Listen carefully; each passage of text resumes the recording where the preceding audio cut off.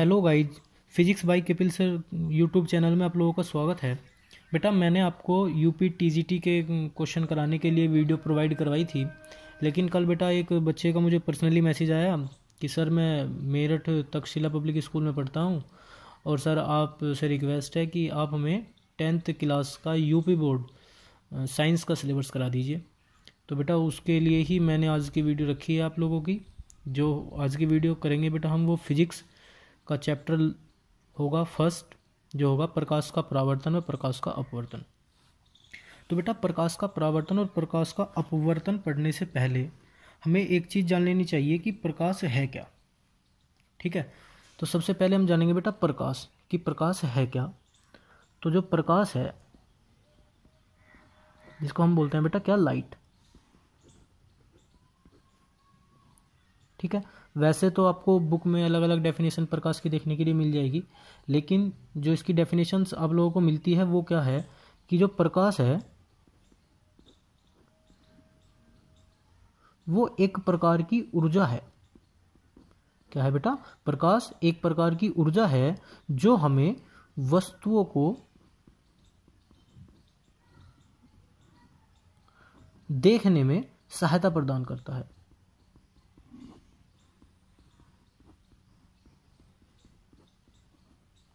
तो बेटा क्या है प्रकाश? प्रकाश एक प्रकार की ऊर्जा है जो हमें वस्तुओं को देखने में सहायता प्रदान करता है। लेकिन बेटा इसकी कुछ अलग डेफिनेशंस भी होती हैं। वो है क्या कि प्रकाश एक प्रकार की ऊर्जा है जो वैद्युत चुंबकीय तरंगों के रूप में संचरित होता है। बेटा आपको बताऊं कि प्रकाश एक प्रकार की ऊर्जा है जो इलेक्ट्रोमैग्नेटिक वेव के रूप में ट्रांसमिट होती है। ठीक है, तो क्या है प्रकाश? या एक तो डेफिनेशन ये होगी कि प्रकाश एक प्रकार की ऊर्जा है जो वस्तुओं को देखने में हमें सहायता प्रदान करता है। या दूसरी डेफिनेशन क्या है बेटा इसकी, जो प्रकाश है वो एक प्रकार की क्या है, ऊर्जा है जो इलेक्ट्रोमैग्नेटिक वेव, जिन्हें बोलते हैं वैद्युत चुंबकीय तरंगे। क्या बोलते हैं बेटा? वैद्युत चुंबकीय तरंगे। तो प्रकाश एक प्रकार की ऊर्जा है जो वैद्युत चुंबकीय तरंगों के रूप में क्या होता है बेटा, ट्रांसमिट होता है।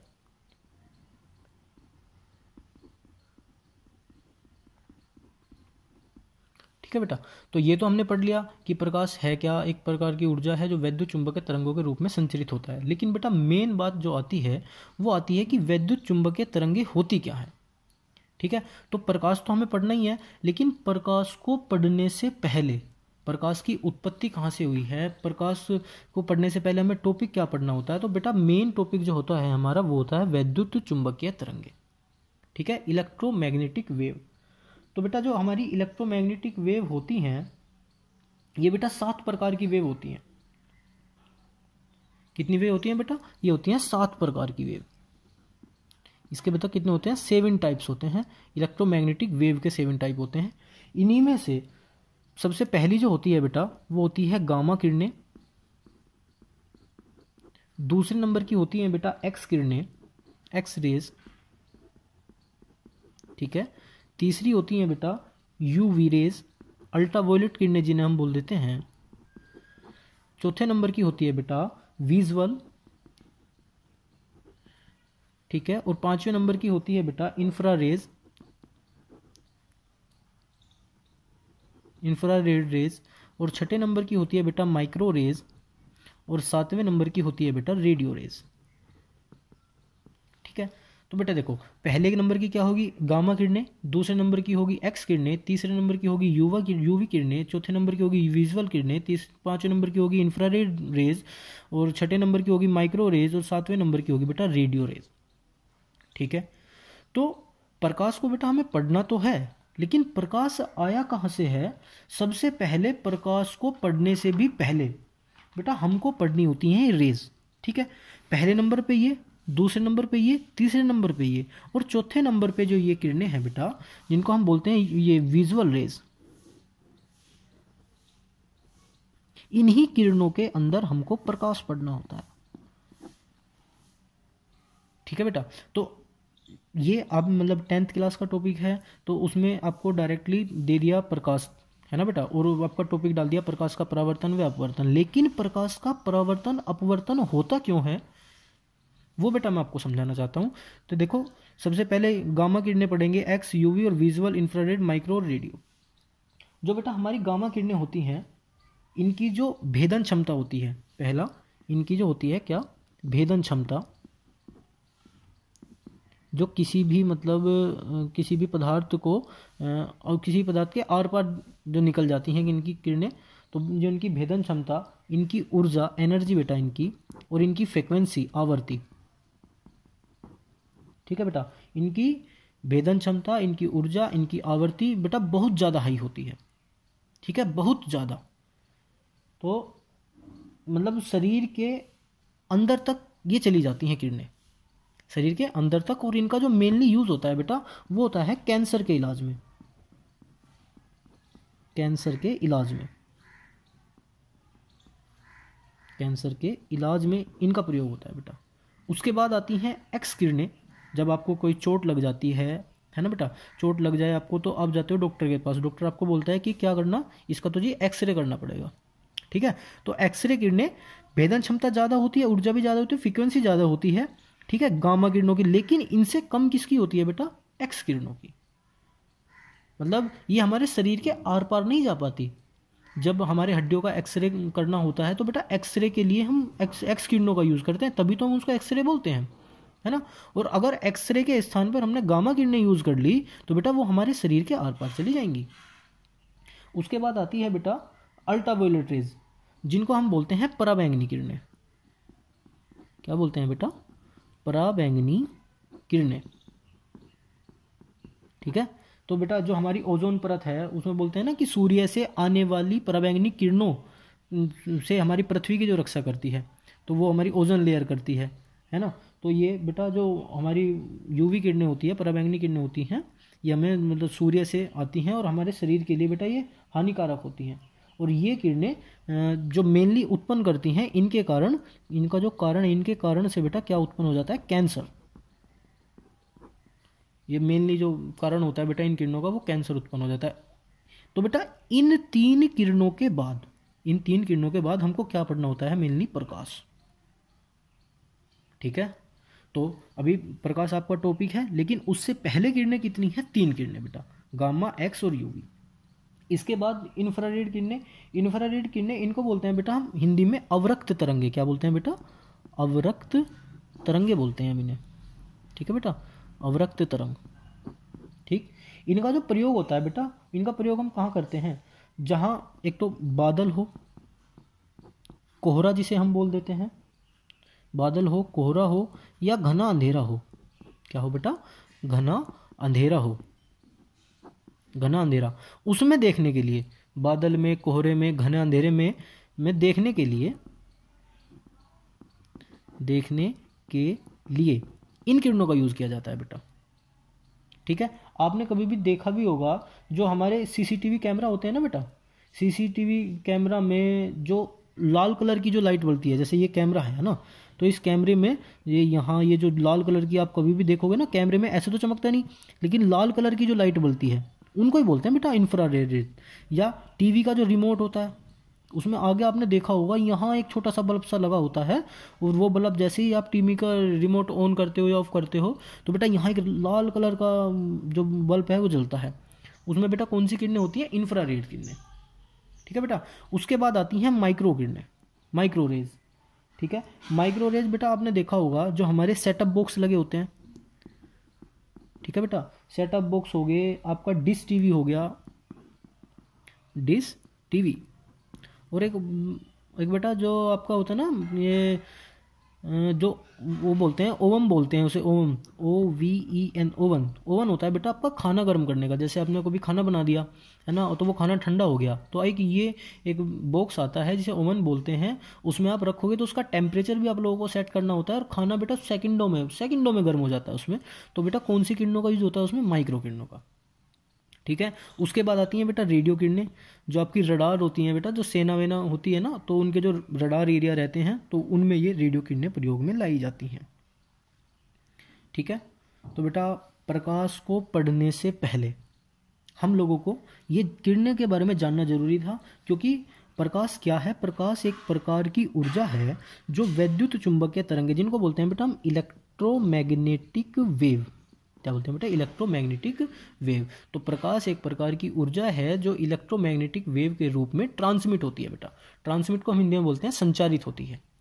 ठीक है, तो इतना चीज़ पढ़ने से पहले बेटा हमें ये पढ़ना बहुत ज़रूरी था कि प्रकाश है क्या और ये कहाँ से उत्पन्न होता है। तो बेटा ये 3 किरणें, ये वाली 3 किरणें और बेटा ये वाली 3 किरणें, इन तीनों मतलब 6 किरणों की बीच की कड़ी जो यह है, इसको बेटा हम प्रकाश बोलते हैं।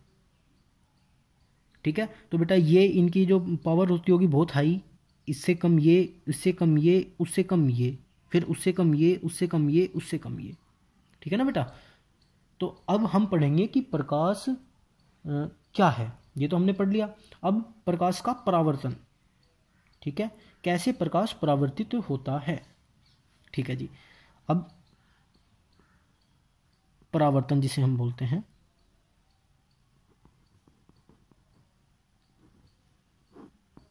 ठीक है बेटा। एक तो बेटा ये है कि मैं आप लोगों को पूरी डेफिनेशन बोलूँ, आप लोगों को डेफिनेशन लिखें, तब जाके आप अपने नोट्स बनाएं।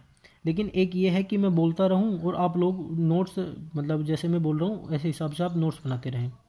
ठीक है, अब देखो बेटा, जैसे हमारे पास कोई टॉर्च है। ठीक है जी, ये बेटा हमने कोई टॉर्च बना दी, ये बन गई कोई टॉर्च बेटा। ये इसका कोई स्विच हो गया, बल्ब है ना। और ये तो बेटा ये क्या है? ये एक प्रकार का प्रकाश स्रोत है। क्या है बेटा? ये एक प्रकार का हमारे पास प्रकाश स्रोत है जिससे प्रकाश उत्पन्न होता है। ठीक है, ये प्रकाश स्रोत क्या करता है बेटा? एक प्रकार की रेडिएशन उत्पन्न करता है। एक प्रकार की, जैसे ही आपने इसका ये बल्ब ऑन स्विच ऑन किया तो इसने एक प्रकार की रेडिएशन उत्पन्न करनी शुरू कर दी। बताओ, जिसको हम हिंदी में बोलते हैं बेटा विकिरण। ठीक है, अब ये जो रेडिएशन है बेटा, ये किसी न किसी वस्तु पे पड़ेगी।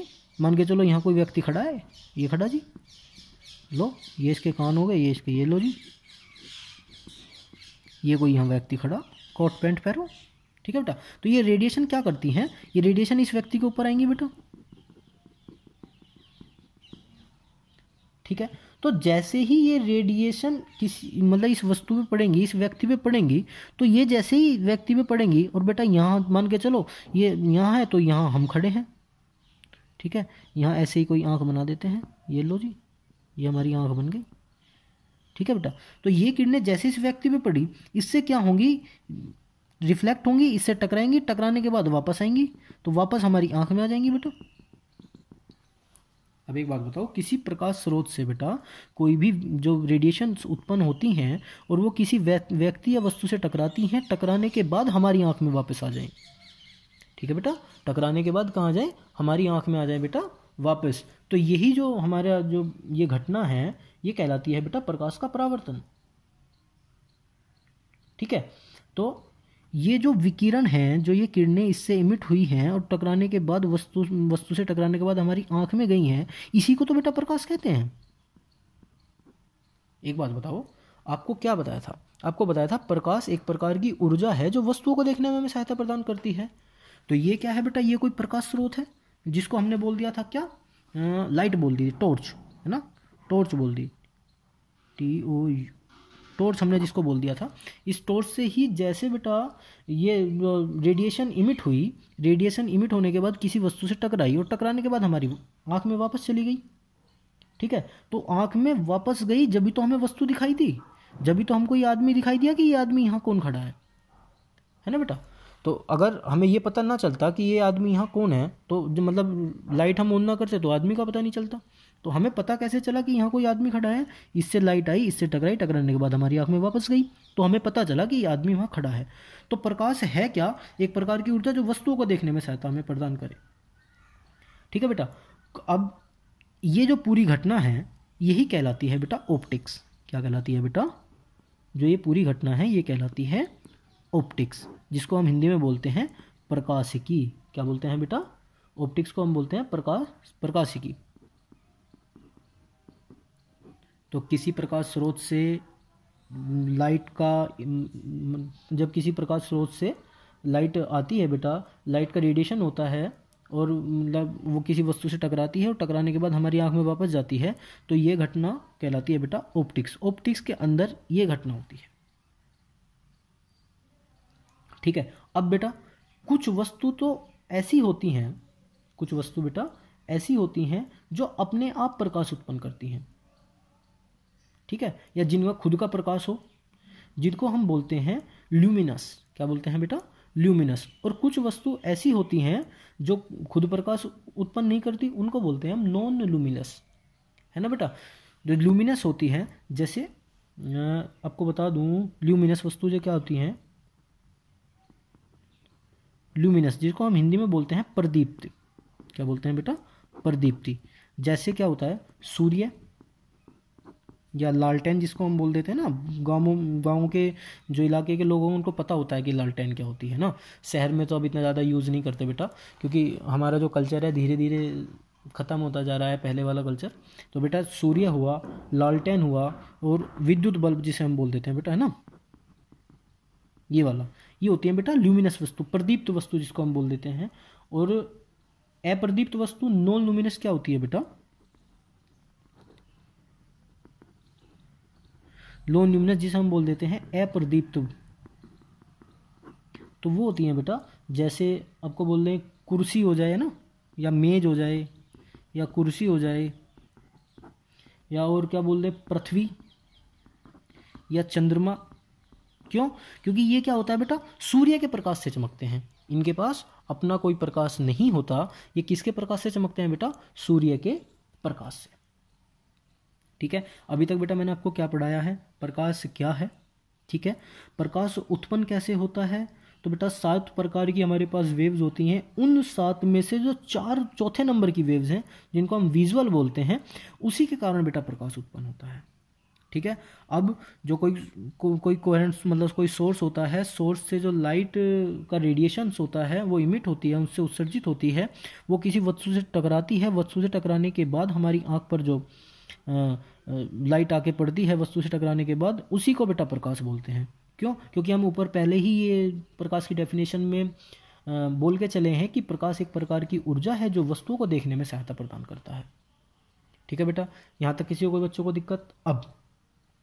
अभी बेटा हम आपके चैप्टर पे नहीं पहुंचे कि प्रकाश का परावर्तन अपवर्तन होता क्या है, लेकिन अभी हम उसका एक बेसिक तैयार कर रहे हैं कि हाँ वो शुरू कैसे होगा। अब आती है बेटा प्रकाश की डबल नेचर ऑफ लाइट। तो बेटा अब हम पढ़ेंगे डबल नेचर ऑफ लाइट। क्या पढ़ेंगे बेटा? अब हम पढ़ेंगे double nature of light. Double nature of light जो होती है बेटा आपकी प्रकाश की दोहरी प्रवृत्ति। ठीक है।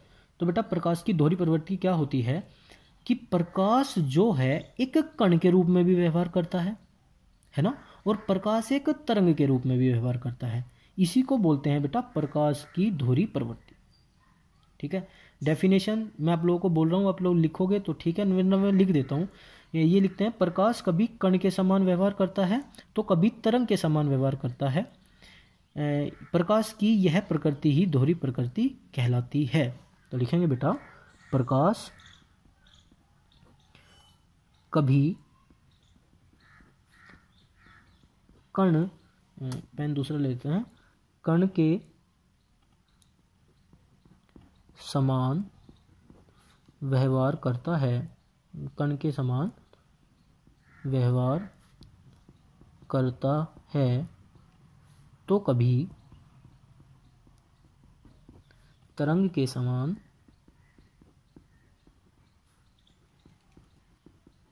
व्यवहार करता है।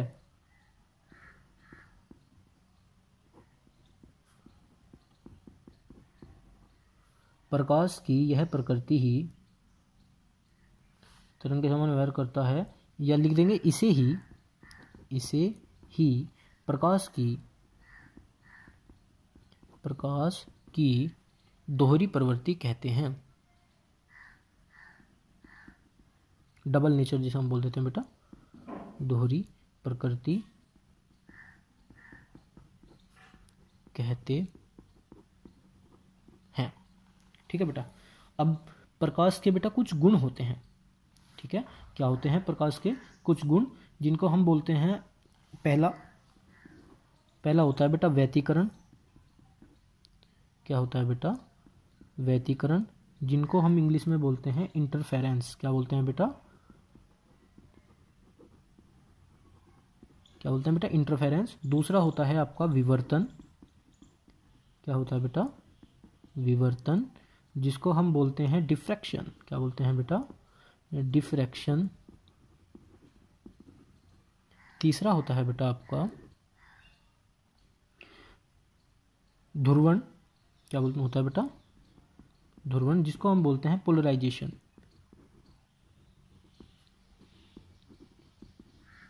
चौथा होता है बेटा आपका परावर्तन। क्या होता है बेटा? आपका परावर्तन, जिसे हम बोलते हैं रिफ्लेक्शन। पांचवा होता है बेटा आपका अपवर्तन, जिसको हम बोलते हैं बेटा रिफ्रैक्शन। क्या बोलते हैं बेटा? रिफ्रैक्शन। और छठा होता है बेटा आपका ऋजुरेखीय गमन, जिसको हम बोलते हैं बेटा स्ट्रेट लाइन मोशन। क्या बोलते हैं बेटा? Straight line motion. ठीक है बेटा। अब देखो, प्रकाश की डबल नेचर होती है बेटा, कभी तरंग के समान व्यवहार करेगा तो कभी कण के समान व्यवहार करेगा। लेकिन प्रकाश का परावर्तन और प्रकाश का अपवर्तन पढ़ने से पहले हमें जो प्रकाश का नेचर पढ़ना होता है बेटा, उसमें व्यतिकरण पढ़ना होता है, जिसको हम इंटरफेरेंस बोलते हैं। विवर्तन पढ़ना होता है, जिसको हम डिफ्रैक्शन बोलते हैं। पोलराइजेशन पढ़ना होता है, जिसको हम ध्रुवण बोलते हैं। रिफ्लेक्शन पढ़ना होता है, जिसको हम परावर्तन बोलते हैं। रिफ्रैक्शन पढ़ना होता है, जिसको हम अपवर्तन बोलते हैं। और बेटा स्ट्रेट लाइन मोशन पढ़ना होता है। ठीक है बेटा। तो परावर्तन और अपवर्तन की घटना कहाँ है बेटा? चौथे और पांचवें नंबर पर। आपके चैप्टर का नाम क्या है? प्रकाश का परावर्तन और अपवर्तन। तो बेटा प्रकाश के परावर्तन और अपवर्तन पर जाने से पहले मुझे आपको ये चीज़ बतानी जरूरी थी, इसीलिए बेटा मैंने आप लोगों को ये चीज़ बताई है। ठीक है। लेकिन बेटा प्रकाश के तो और भी बहुत से गुण होते हैं, जैसे मतलब गुण होते हैं जैसे प्रकाश वैद्युत प्रभाव, जिसको हम बोलते हैं फोटो इलेक्ट्रिक इफेक्ट। और एक होता है बेटा कॉम्पटन प्रभाव, जिसको हम कॉम्पटन इफेक्ट बोलते हैं। ठीक है। प्रकाश का फोटोन सिद्धांत जिन्होंने दिया था, है ना, तो याद दिखते हैं, जब प्रकाश तरंग की व्यवहार करे, जब मतलब प्रकाश है तरंग की तरह व्यवहार करता है, तो उसकी जो कण प्रकृति या फोटोन प्रकृति अप्रभावी रहती है बेटा। ठीक है। एक मतलब मैं जब कोई इंपॉर्टेंट पॉइंट आता है तो बेटा मैं उसे स्टार पॉइंट बोलता हूँ। ठीक है। तो स्टार पॉइंट लिखेंगे, जब पेन दूसरा ले लेते हैं, लिखेंगे बेटा जब प्रकाश तरंग की भांति व्यवहार करता है, जब प्रकाश तरंग की तरह व्यवहार करता है, जब प्रकाश तरंग की तरह व्यवहार करता है तो उसकी कण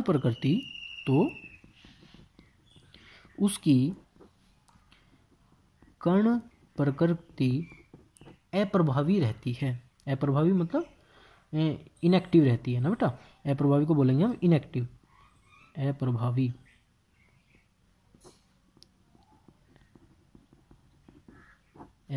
को बोलते हैं बेटा इनएक्टिव।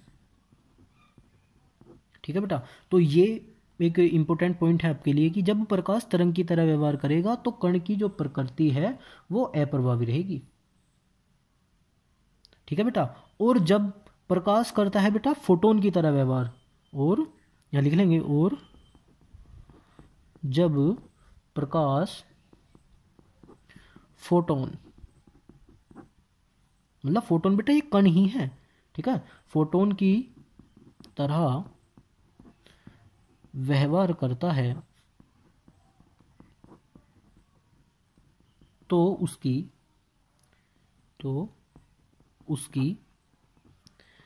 तरंग प्रकृति, जिसको बोलते हैं बेटा हम वेव नेचर। क्या बोलते हैं बेटा? वेव नेचर, क्या बोलते हैं बेटा, वेव नेचर अप्रभावी रहता है, मतलब इनएक्टिव रहता है, इनएक्टिव रहती है। ठीक है बेटा।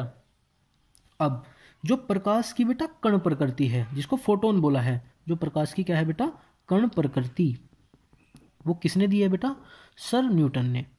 किसने दिया बेटा, न्यूटन, जिसको हम बड़े ही इज्जत से नाम लेते हैं, न्यूटन साहब ने दी है बेटा। ठीक है। और जो इसकी तरंग प्रकृति है बेटा, क्या है, तरंग प्रकृति, वो किसने दी है बेटा, हाइगेंसबर्ग। किसने दिया बेटा, एक वैज्ञानिक हुए हैं हाइगेंस, ये हाइगेंस ने दिया बेटा तरंग सिद्धांत। ठीक है। अब जो ये आप लोगों को बोला है कि वैद्युत चुंबकीय तरंगों के रूप में प्रकाश संचरित होता है, सबसे शुरू में बेटा बताया ना मैंने आपको, तो वैद्युत चुंबकीय तरंगों के रूप में संचरित होता है। इसका जो सिद्धांत है, वो सिद्धांत बेटा आपको किसने दिया है, मैक्सवेल ने। किसने दिया है बेटा, मैक्सवेल ने। ठीक है।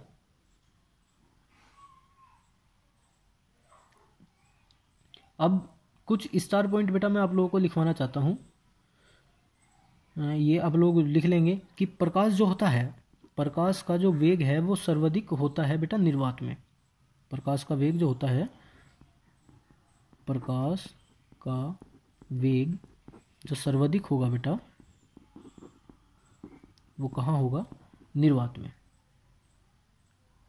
कहाँ होगा बेटा, निर्वात में। ठीक है। और बेटा एक बात और, क्या नाम है, जो प्रकाश ऊर्जा का, जो प्रकाश का ऊर्जा संचरण होता है वो निर्वात में, वो किन तरंगों के रूप में होता है बेटा, जिसे निर्वात में प्रकाश का संचरण होगा, ठीक है, मतलब सर्वाधिक वेग होगा, लेकिन वो किस कारण, किस रूप में निर्वातित मतलब संचरित होंगी, वे होंगी वैद्युत चुंबकीय तरंगों के रूप में।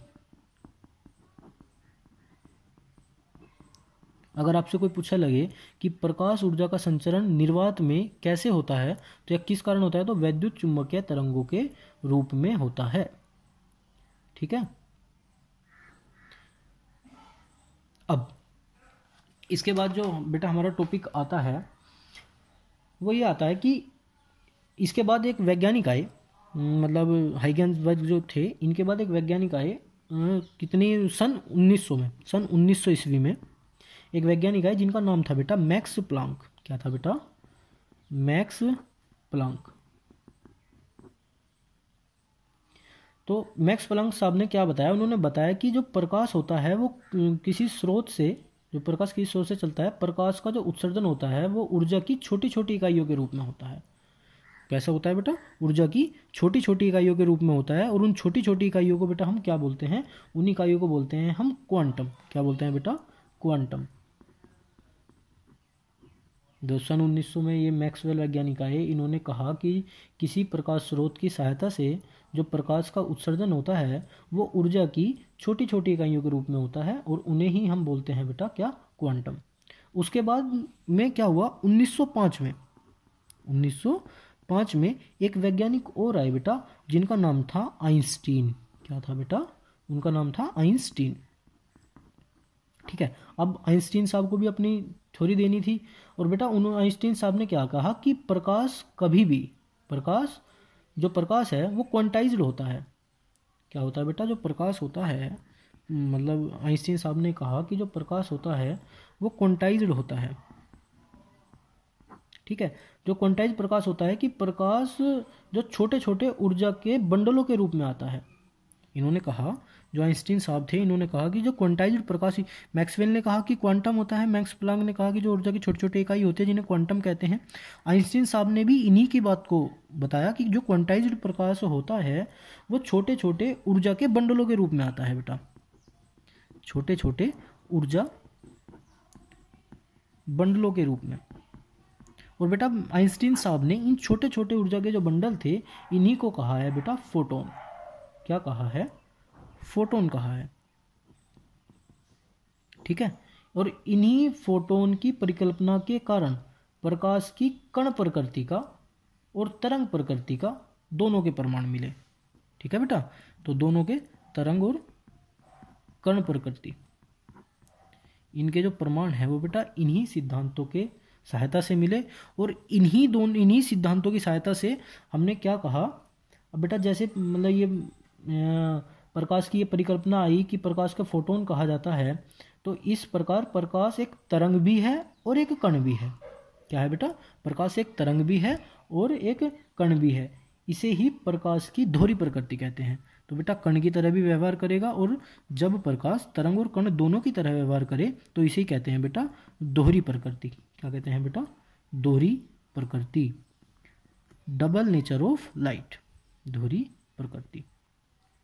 ठीक है बेटा। अब प्रकाश चलता कैसे है, निर्वात में कैसे चलता है, जल में कितना चलता है और कांच में कितना चलता है, ये वाला बेटा आप लोगों को चलो थोड़ा सा और बता दो। वैसे तो वीडियो लंबी हो रही है, लेकिन थोड़ा सा बेटा आप लोगों को और बता देता हूँ।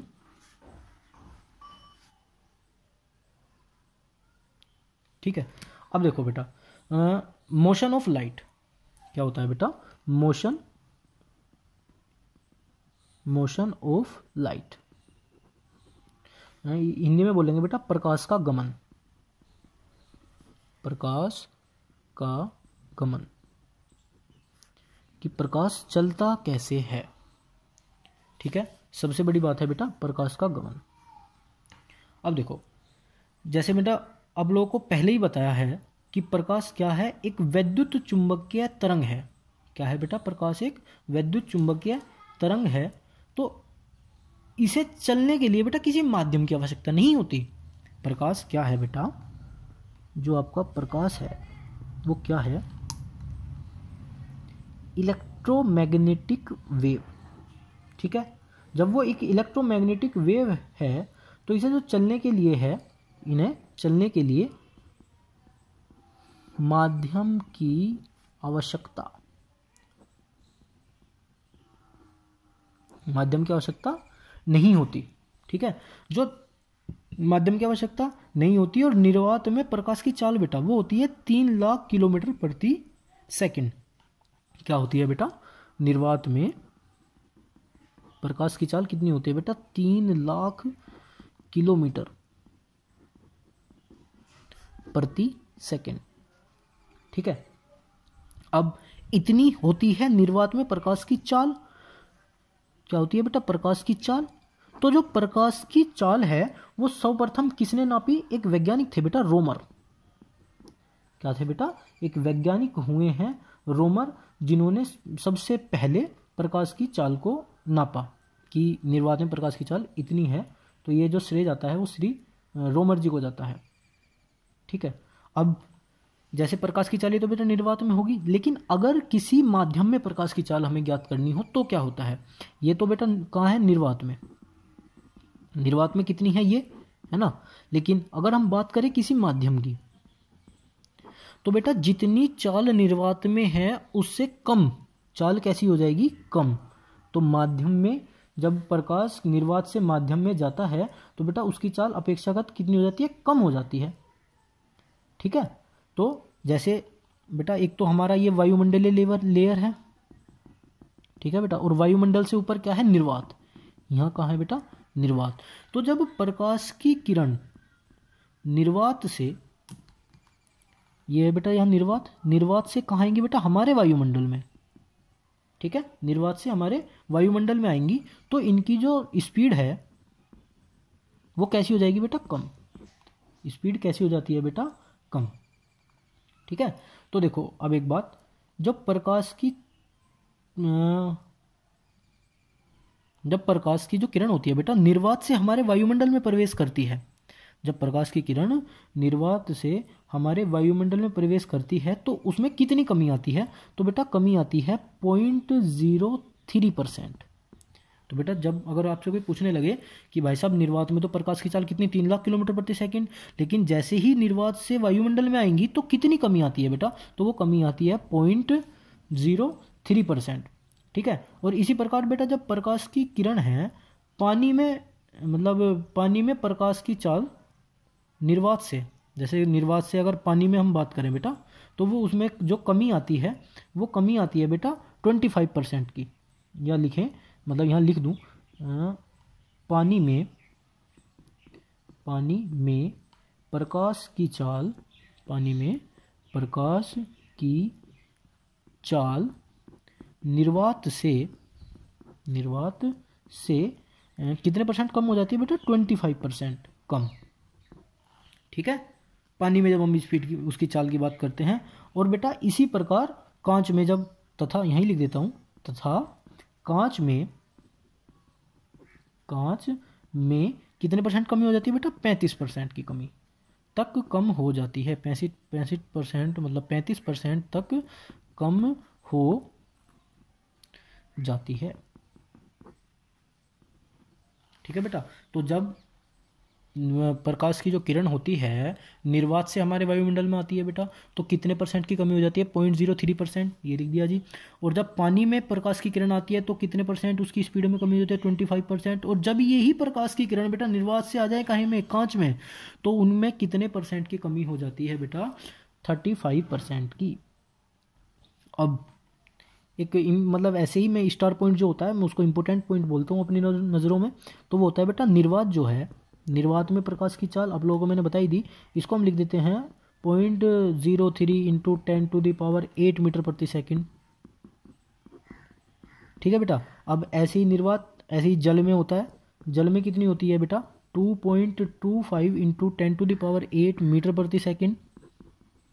ठीक है, इसी तरह बेटा हम बोलते हैं तारपीन का जो तेल होता है, कहाँ होता है बेटा?